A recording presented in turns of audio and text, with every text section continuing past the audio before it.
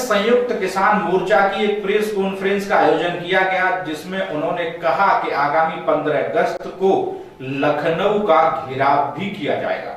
लखनऊ में राकेश टिकैत के द्वारा एक प्रेस वार्ता का आयोजन किया गया, जिसमें कहा कि यूपी हमेशा आंदोलन का प्रदेश रहा है। मूंग की किसानों ने 3000 रुपए सस्ती फसल बेची है, आलू का किसान बर्बाद हुआ है, गन्ना किसानों का 12000 करोड़ का भुगतान बाकी है। पिछली सरकारों में आंदोलन के बाद रेट बढ़ता था, लेकिन इस सरकार में कुछ नहीं बढ़ा है। यूपी में किसानों को सबसे महंगी बिजली मिलती है। साथ ही उन्होंने कहा कि 5 सितंबर को मुजफ्फरनगर में बड़ी पंचायत कर आंदोलन की शुरुआत करेंगे। संयुक्त किसान मोर्चा ने 8 महीने आंदोलन करने के बाद यह फैसला लिया है कि यूपी यूके के साथ पूरे देश में इस आंदोलन को बढ़ाएंगे। तब तक ये सब कानून वापस नहीं होंगे, तब तक किसान आंदोलन वापस नहीं होगा। लखनऊ को भी दिल्ली बना देंगे। लखनऊ के चारों तरफ रास्तों का वही हाल होगा जो दिल्ली का हुआ। ये प्रेस कॉन्फ्रेंस के दौरान राकेश टिकैत ने तमाम सरकार पर हमले करते हुए आरोप लगाए। इकबाल अहमद, लखनऊ, समाचार 24। उत्तराखंड, उत्तर प्रदेश, पंजाब और पूरे देश भर में जाएंगे, किसानों से अपनी बात रखेंगे, उनके सामने मीटिंगें रखेंगे, गांव-गांव तक जाएंगे और सरकारों की जो पॉलिसी है वो एड क्या देती है और काम क्या करती है उसके बारे में बातचीत करेंगे, बताएंगे। ये सारी चीजें हम बताएंगे। जाएंगे 5 सितंबर को मुजफ्फरनगर में बड़ी पंचायत वहां पर रखी है, उस पंचायत से इस आंदोलन की शुरुआत होगी। ये पूर्ण रूप से काम होगा। जिस तरह से कैमरा, कलम और किसान के ऊपर बंदूक का पहरा है, ये पहरा हटाना पड़ेगा। कोई पत्रकार बंधु अगर खबर लिख देगा किसान के पक्ष की, उसके वहां पर छापे लगेगा। यह हालात है देश में। मतलब पूरा देश एक तरह से कैप्चर है। ये नेता मुक्ति अभियान भी चलेगा देश में।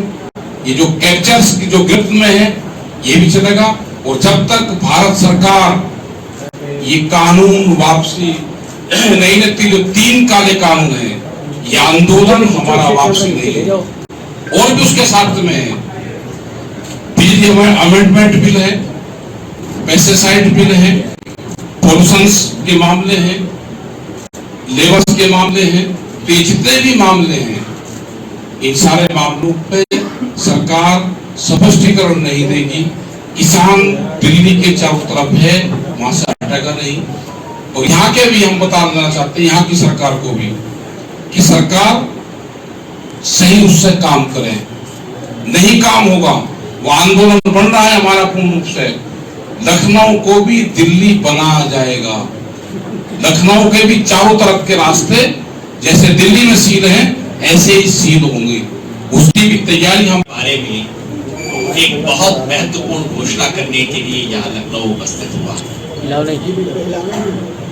आप जानते हैं, आज के दिन 26 जुलाई को दिल्ली से चल रहे हमारे मोर्चे के 8 महीने पूरे हो रहे हैं। 26 नवंबर को हमने दिल्ली में अपना डेरा डाला था। तब किसने सोचा था कि हम 8 दिन भी टिकेंगे दिल्ली के बॉर्डर पे? आज 8 महीने हो गए। इस आंदोलन ने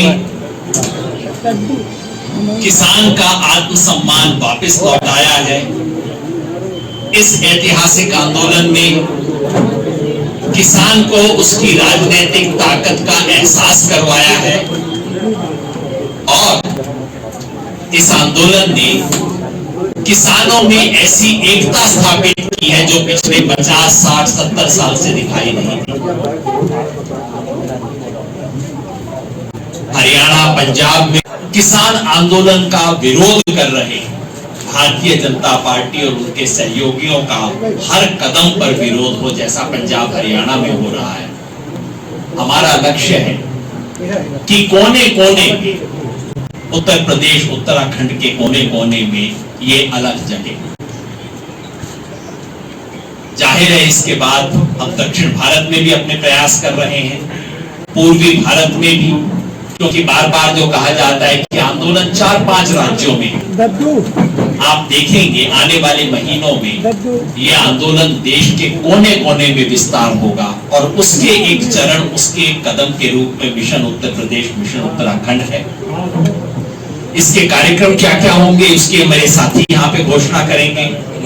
मैं केवल एक तथ्य जोड़ देना चाहता हूं, इस मिशन में हम राष्ट्रीय मुद्दे तो उठाएंगे ही, साथ ही साथ यहाँ के राज्य के प्रदेश के स्थानीय किसानों के मुद्दे भी उठाएंगे। उन मुद्दों को उठाने के लिए मुझसे बेहतर साथी यहाँ मौजूद हैं। मैं केवल एक तथ्य आपके सामने रखना चाहता हूं। आप सबको ध्यान होगा, आप पत्रकार हैं, मुझसे बेहतर जानते हैं। कुछ महीने पहले उत्तर प्रदेश सरकार ने बड़े गाजे बाजे के साथ घोषणा की थी, मार्केट सरकार की वेबसाइट है, उत्तर प्रदेश में किसानों ने किस भाव पे बेची है। रियलिटी में उससे भी कम पे बेची है, क्योंकि ये वेबसाइट में जो थोड़ा सा ऊपर की डील को रिकॉर्ड किया जाता है, लेकिन मैं मान लेता हूं सरकार की बात। गेहूं का औसत रेट, अब कई साथी उस पर सवाल करेंगे, मगर मैं एग्री मार्केट की बात को मान लेता हूं।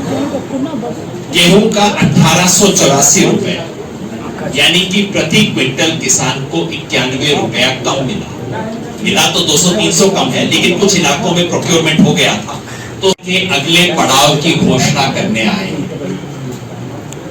आज से संयुक्त किसान मोर्चा राष्ट्रीय स्तर पे अपने अगले पड़ाव के रूप में मिशन उत्तर प्रदेश और मिशन उत्तराखंड की घोषणा कर रहा है। क्या है मिशन उत्तर प्रदेश, मिशन उत्तराखंड? आंदोलन को और ज्यादा सघन, और ज्यादा तीव्र, और ज्यादा विस्तृत और ज्यादा असरकार बनाने के लिए ये मिशन लॉन्च किया जा रहा है। इस मिशन में आने वाले कुछ महीनों में तमाम कार्यक्रम होंगे, जगह जगह पे रैलियां, महापंचायत। पिछले 3 सालों के आधार पे इस साल थोड़ी ज्यादा हुई है, 310, 12, 15 हुई होगी, कम नहीं हुई। उत्तर प्रदेश सरकार ने कहा था दाना दाना खरीदेंगे। अब 20 जुलाई तक के आंकड़े आ गए हैं, सरकारी खरीद समाप्त हो चुकी है उत्तर प्रदेश में, तो और सरकारी खरीद अब नहीं होगी। कितनी सरकारी खरीद हुई है? 56.4 लाख टन। 308 में से 56, यानी कि 18%, यानी कि 1/6। दावा था दाने दाने की खरीद का, 6 दाने में से 1 दाना खरीद के बस्ता समेट के चल दी है सरकार, और ऊपर से गाजा बाजा, ढोल तमाशा, ये करेंगे वो करेंगे। बाकी फसलों का क्या हुआ? बाकी फसलों में 0 अंडा खरीद किए। केंद्र सरकार की एक स्कीम है PSS, जिसके तहत दलहन और तिलहन की खरीद हो सकती है।